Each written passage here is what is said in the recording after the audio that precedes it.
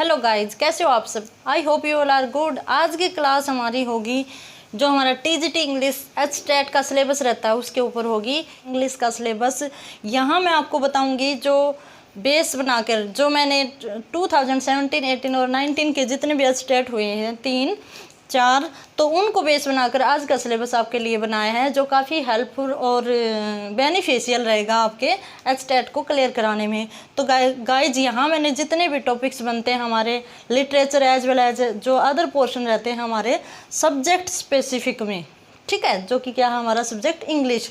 तो यहाँ हम देखते हैं कि जो हमारा एचटेट है वो 150 मार्क्स का आता है, जिसमें 90 मार्क्स तो होते हैं हमारे कॉमन पेपर के।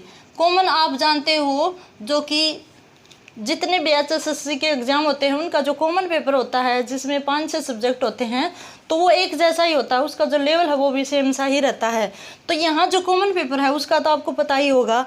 तो आज हम स्पेशल जो हमारी क्लास होने वाली है वो सब्जेक्ट के ऊपर होने वाली है। जो सब्जेक्ट है हमारा, कौन सा सब्जेक्ट है?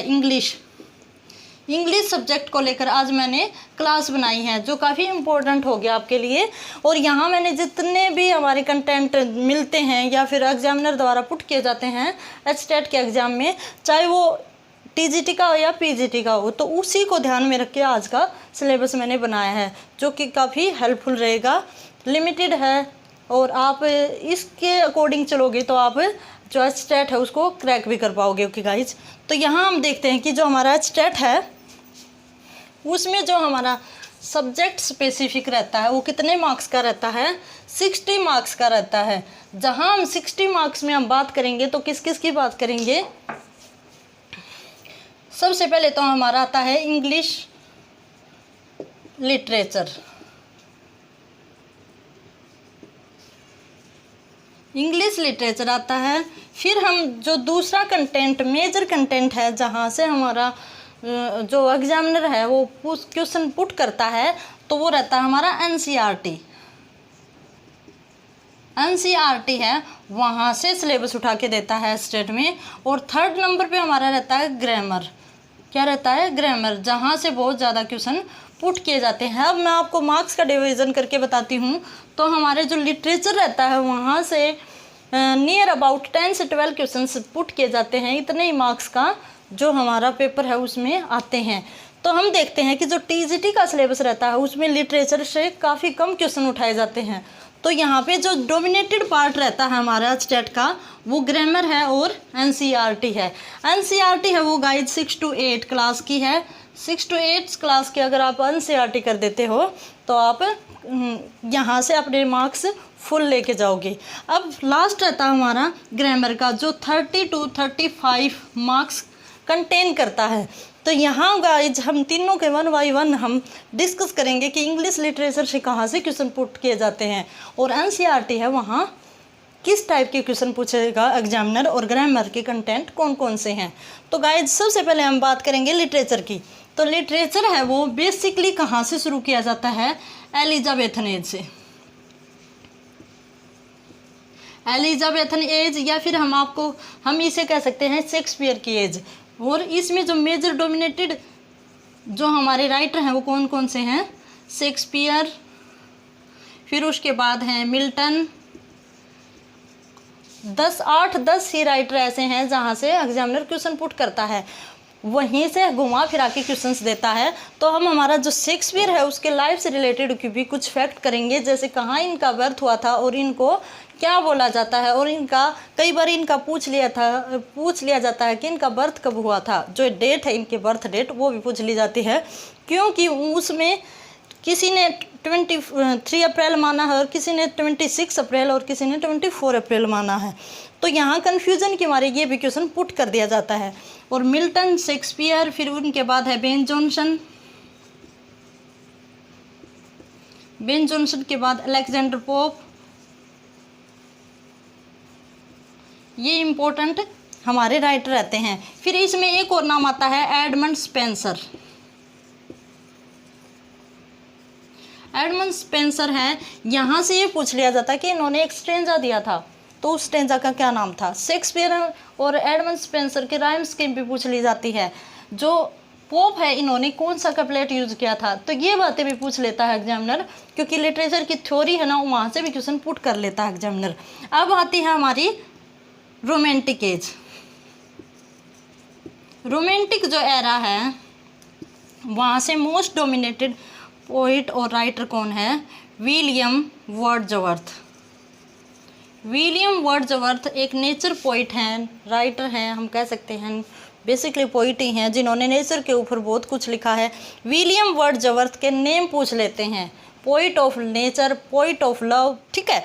तो इस टाइप के क्वेश्चन पूछ लेता है एग्जामिनर। फिर यहाँ से एक और नाम आता है रॉबर्ट फ्रॉस्ट का, जो काफ़ी इम्पोर्टेंट रहता है। रॉबर्ट फ्रॉस्ट की पोएम आती है, वहाँ से क्वेश्चन पूछ लिए जाते हैं। इनकी काफ़ी फेमस पोएम हैं, road not to be taken.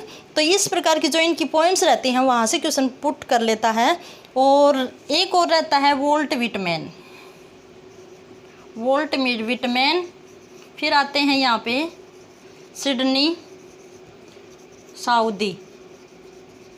यहाँ से एग्जामिनर क्वेश्चन कैसे पूछता है कि लेक पोइट कौन से हैं। तो लेक पोइट में ये आते हैं सिडनी साउदी और वर्ड्सवर्थ।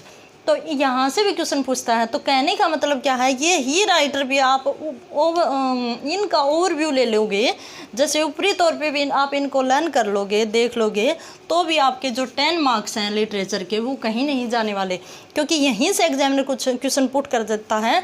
और मॉडर्न अगर हम लिटरेचर में देखते हैं तो टी.एस.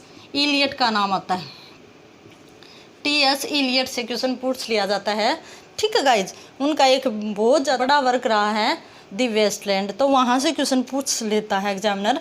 अब हम बात करेंगे कि लिटरेचर की फॉर्म्स पूछ लेता है कई बार एग्जामिनर, कि पोइट्री क्या है, नोवेल क्या है, या फिर हम कह सकते हैं कि एलिजी क्या है। तो इस प्रकार के कई बार गाइज जो एग्जामिनर क्वेश्चन पूछ लेता है, जो लिटरेचर की फॉर्म्स हैं प्रोज की और पोइट्री की, वहाँ से मूक एपिक क्या होता है, एपिक क्या होता है, ठीक है गाइस, एलजी क्या होती है, ब्लड्स क्या होती है, तो वहाँ से क्वेश्चन पूछ लेता है। इससे बाहर जो एग्जामिनर है वो इंग्लिश लिटरेचर से आपसे क्वेश्चन नहीं पूछेगा। जो हमारा लेवल मैंने आपको बताया है टीजीटी का वो यही है, आप इनको नोट कर लीजिए और इनके जो इम्पोर्टेंट क्वेश्चंस बनते हैं उनको आप कर लीजिए, ठीक है गाइज। मैं भी आपको करवा रही हूँ 1 बाय 1, जैसे लेके चल रही हूँ मैं लिटरेचर को अपने साथ, तो आपको मैं भी करवा दूँगी। बेन जॉनसन मैंने करवा रखा, मिल्टन, एडमंड स्पेंसर, तो ये राइटर्स मैंने करवा भी रखे हैं ऑलरेडी। मिल्टन से काफ़ी इंपॉर्टेंट क्वेश्चन आप जानते ही होंगे, पैराडाइज लोस्ट, ठीक है, तो वहाँ से क्वेश्चन पूछ लेता है कई बार। तो ये तो बात हुई हमारी लिटरेचर की। अब गाइज हम बात करते हैं हमारी एनसीईआरटी की। थोड़ा सा मैं मिटा देती हूँ कि एनसीईआरटी से जो एग्जामिनर है वो क्वेश्चन कैसे पुट करता है, ठीक है गाइज।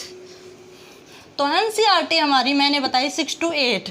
तो यहाँ से राइटर का नेम, लेसन के और पोएम के। तो कहने का मतलब क्या है, राइटर का नेम कि ये पोएम किसने लिखी, ये लेसन किसने लिखा, प्लस इस राइटर ने कौन सी पोएम लिखी, तो ये नाम पूछ लेता है। तो आपको नेम, राइटर और पोएम के नेम लर्न होने चाहिए।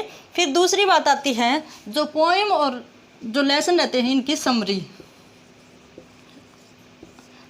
आपको पढ़नी पड़ेगी, क्योंकि पहले क्या होता था ओनली नेम और लेसन नेम और राइटर नेम ही पूछा करता था। लेकिन अब गाइज जो एग्जामिनर है वो क्या करता है कि मेजर कैरेक्टर्स पूछ लेता है, जैसे कि इस लेसन का मेजर कैरेक्टर कौन था। इसमें मेजर कैरेक्टर हैं जो हीरोज या फिर विलेन का रोल प्रोटोगनिस्ट है, उनका नेम भी आपको लर्न होना चाहिए। फिर हम एक और बात करते हैं कि थीम भी पूछ लेता है कई बार कि इसकी थीम क्या है। तो कहने का मतलब यही है आपको बताने का कि 6 to 8 क्लास के जितने भी एनसीईआरटी है हमारी इंग्लिश जो पोइट्री और प्रोज सेक्शन है, वहाँ जितने चैप्टर बनते हैं उनकी आपको समरी पढ़नी पड़ेगी। पढ़ के फिर जाओगे तो यहाँ से क्वेश्चन पूछता है ना, तो वो 15 से 20 क्वेश्चन पूछता है। तो आपके 15 या 20 क्वेश्चन तो यहीं से आप ले जाओगे, 10 यहाँ से, 15-20 यहाँ से, तो आप 30 नंबर आप यहीं इन दोनों सेक्शन से ही कर लोगे। अब बात करेंगे हमारी ग्रामर जनरल भी आती है और हमारे जो सब्जेक्ट स्पेसिफिक है वो भी आती है। तो ग्रामर की अगर हम बात करें तो सबसे बड़ा रोल जो मेजर रोल प्ले करता है वो कौन सा सेक्शन है, parts of speech. Parts of speech सबसे बड़ा रोल प्ले करता है। पार्ट्स ऑफ स्पीच की गाइज मैंने पूरी सीरीज करवा रखी है, लगभग 2-3 क्लास और रहेंगी, वो भी मैं आपको करवा दूंगी। तो उसमें एग्जामिनर कैसे क्वेश्चन पूछेगा कि लाइन दे दी और अंडरलाइन वर्ड पूछेगा आपसे कि ये एडवर्ब है, एडजेक्टिव है, नाउन है, प्रोनाउन है, क्या है। जैसे कोई भी सेंटेंस दे दिया, ठीक है, तो और उसका अंडरलाइन करके पूछ लिया कि कौन सा पार्ट्स ऑफ स्पीच है। तो सबसे मेजर पार्ट यही रहता है हमारी ग्रामर में, जो कितने मार्क्स करता है, 8 से 12 मार्क्स। इतने marks only parts of speech से ही आ जाते हैं। 10 से 15 मार्क्स इसी से आ जाते हैं आपके, अगर आप पार्ट्स ऑफ स्पीच कर लोगे तो। और दूसरा सबसे मेजर पार्ट रहता है पार्ट्स ऑफ स्पीच का, वो है कंजक्शन। कंजक्शन से भी कई बार क्वेश्चन पूछ लिया जाता है एग्जामिनर। अब दूसरा हम बात करें इसमें तो है figure of speech. Figure of speech से 2 से 4 क्वेश्चन एग्जामिनर पूछ लेता है कई बार कि ये कौन सा अलंकार है, एलिट्रेशन है, ठीक है, या फिर इसमें सिमली है या हाइपरबल है, तो कोई भी है। तो इस प्रकार का फिगर ऑफ स्पीच भी आपसे पूछ लेगा एग्जामिनर। तो थोड़ी बहुत आपको नॉलेज जो 15-20 हमारी फिगर ऑफ स्पीच, आप उनको भी करके चलिए। फिर इसके बाद जो बात आती है वो है क्लॉजेज। क्लॉजेज पूछे जाते हैं बट 1 या 2 नंबर्स के ही। यहाँ हम पीजी की बात करते हैं तो वहाँ क्लॉजेज 6 से 7 आ जाते हैं, लेकिन यहाँ से 1-2 ही आएंगे आपको। फिर हम बात करते हैं मॉडल्स की। जो मॉडल हैं वो भी बेसिक पार्ट है हमारी ग्रामर का, तो यहाँ से आते हैं। फिर इसके बाद हम बात करें तो टेंस की फॉर्म पूछ लेता है कई बार एग्जामिनर। वर्ब भी बहुत बड़ा टॉपिक रहता है कि ट्रांजिटिव, इनट्रांजिटिव, जेरेंड कौन सा है, टू इन्फिनेटिव कौन सा है, तो वर्ब भी आपको अच्छे से करके लेके जाना पड़ेगा। फिर अब आगे बात करते हैं तो इनमें आता है हमारा स्पेलिंग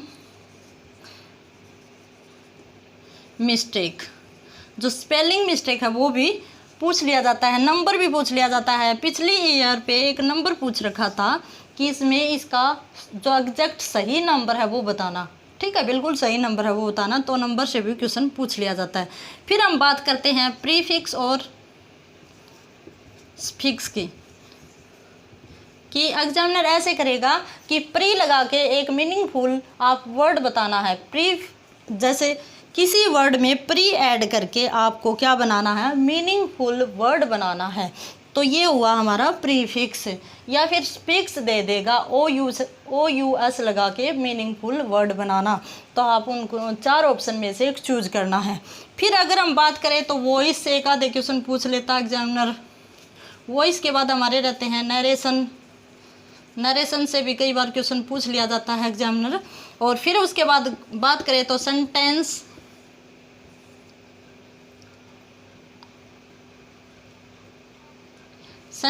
अरेंज करना, सेंटेंस अरेंजमेंट,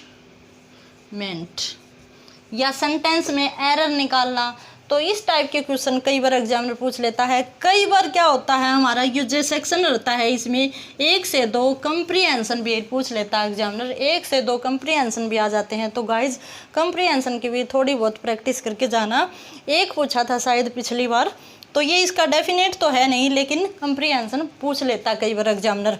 फिर अगर हम उसके बाद बात करते हैं तो गाइज